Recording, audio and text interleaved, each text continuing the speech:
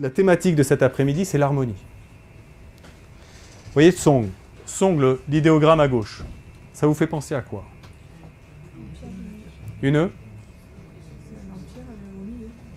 On voit bien le milieu. Et au-delà du milieu, ça vous fait penser à quoi? Un clou? Imaginons un clou qui ne soit pas planté.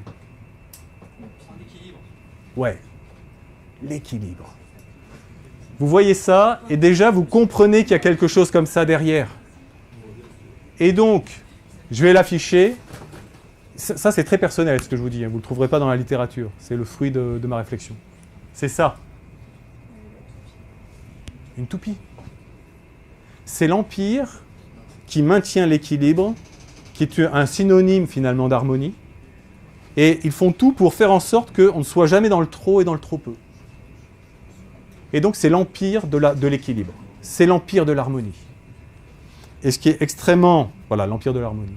Ce qui est extrêmement troublant, et je vais y venir tout de suite derrière, ça date de l'époque des royaumes combattants. Il était une fois, au 5e siècle avant Jésus-Christ, 5 royaumes qui se faisaient la guerre. Et qui étaient en situation de disharmonie totale, avec un nombre de victimes incroyables, beaucoup de souffrances. Et donc, c'est l'époque durant laquelle des tas de philosophes sont apparus pour essayer de trouver des solutions pour réinstaller l'harmonie par rapport à ce que je viens d'évoquer.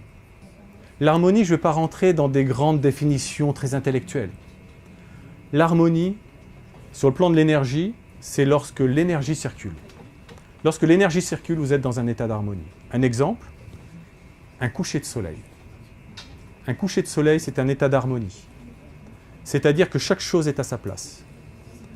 Vous êtes dans un état d'harmonie lorsque vous ne vous posez plus de questions. Vous êtes dans un état d'harmonie où vous n'êtes pas en train de vous dire « Ah ouais, le nuage qui est à droite, là, moi je le verrais bien à gauche, puis le ciel, il est trop rouge ou il est trop blanc. » Vous êtes dans un état d'harmonie lorsque vous êtes au-delà du questionnement. Si vous êtes bien avec vos enfants, vous êtes dans un état d'harmonie, vous ne vous dites pas « Pourquoi je suis bien avec mes enfants ?» Vous êtes. Vous êtes dans l'harmonie quand vous avez dépassé le questionnement. Parce que les choses sont là, elles sont installées et l'énergie circule. Lorsque l'énergie circule, il n'y a plus de questions.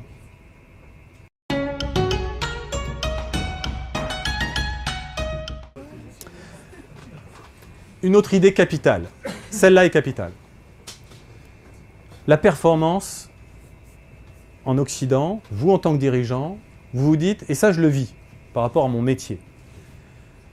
Cette année, les gars, on se serre les coudes, 0 accident. On ne veut personne de blessé, d'accidenté, aucune chute de plein pied, aucun risque routier. Ok. Donc, 0 accident, et donc on a tout un plan d'action, une batterie d'actions incroyable, pour avoir 0 accident à la fin de l'année. Et on se dit, mais c'est comme ça qu'il faut faire. Nous, les Occidentaux, on se dit, mais oui, c'est rationnel, c'est itératif, c'est logique, merci, monsieur Descartes. Et on se dit, en Chine, ça doit être la même chose, parce que c'est logique, c'est du bon sens. Sauf qu'en faisant ça, on fait quoi? On fait entrer le réel dans la pensée. C'est la pensée magique. Si on dit, allez, la pensée magique, 0 accident. Et donc, le réel, finalement, va rentrer dans cette vue de l'esprit qui dit 0 accident. Et on se dit, c'est comme ça qu'il faut faire. Donc, on fait rentrer le réel dans la pensée. Les Chinois, ils ne sont pas comme ça. Les Chinois, c'est d'abord j'observe. J'observe, là il y a un fil, si jamais je fais ça, je tombe. En fait, d'accord, je glisse dessus, voilà, je regarde bien ce qui se passe dans mon environnement. Et c'est parce que je regarde bien, moi, les autres. C'est-à-dire, je dis à l'autre, attention, là, tu marches avec des tongs, tu vas prendre la route, à mon avis, c'est hyper casse-gueule, la tombe peut glisser, et derrière, tu pars dans le décor. Donc, je donne un conseil à mon camarade, et je lui dis, je préserve aussi ta propre sécurité en plus de la mienne. Donc, je m'observe moi, j'observe les autres, et en plus, j'observe l'environnement. Et je regarde dans mon environnement s'il y a des objets contondants, etc.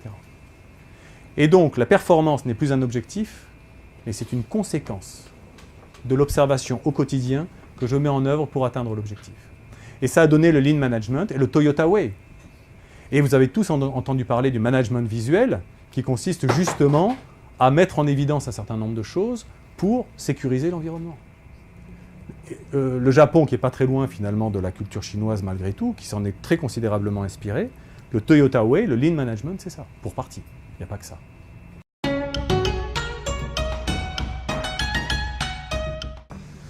Vous le savez sans doute, l'empereur est le fils du ciel. Vous le savez, ça.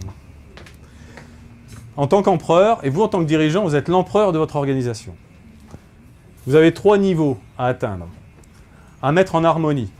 Pour l'empereur, c'était le ciel, fils du ciel. Pour vous, c'est la vision. Ensuite, vous avez un autre plan. L'autre plan, ce sont les autres, c'est le peuple.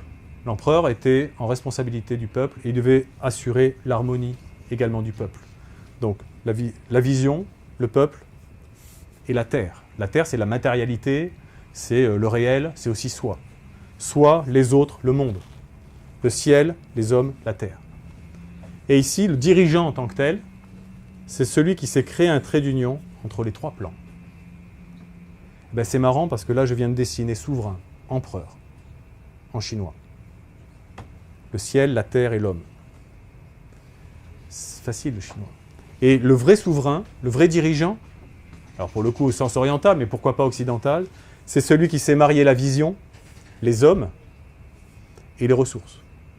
Etc. Et qui pense en plus à lui, qui sait aussi s'installer, qui sait aussi installer l'harmonie pour lui, pour les autres, et au-delà de son entreprise, peut-être pour le territoire sur lequel il est et l'environnement plus généralement.